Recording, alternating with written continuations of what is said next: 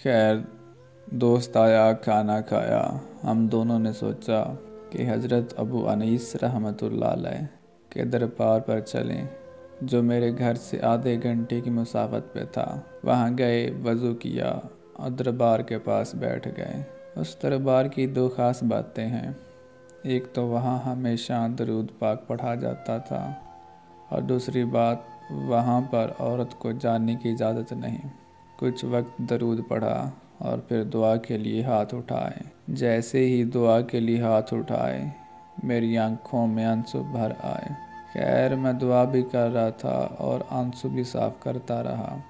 جب آنسو صاف کر نہ سکا تو درد کی شدت بڑھی، تو جس چادر کو اوڑھا ہوا تھا اس کو دونوں ہاتھوں سے آنکھوں پر رکھ لیا، رونے لگا۔ کافی دیر تک روتا رہا اور دعا کرتا رہا کہ میرے مالک مجھے معاف کر دے اور اس کے گھر پہ اپنی رحمت کی بارش فرما، اس کے گھر کو تا قیامت آباد رکھنا، اس کو ہمیشہ خوش رکھنا۔ یہ دعا اس کے لیے میں ہمیشہ کرتا ہوں۔ کافی دیر تک وہاں بیٹھا، جتنی دیر تک روتا رہا دل کو سکون تھا، لیکن گھر بھی آنا تھا۔ پھر اسی چادر سے آنکھوں کو صاف کیا اور گھر کی طرف نکلے۔ دوست کو اس کے گھر چھوڑا اور میں اپنے گھر آ گیا، اور باقی عید کے 2 دن گھر میں ہی گزر گئے۔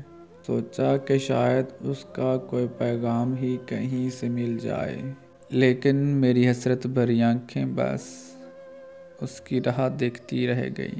عید سے 2-3 دن پہلے میری طبیعت خراب ہو گئی تھی، اور آج عید کا دوسرا دن ہے، ابھی تک ٹھیک نہیں ہوا۔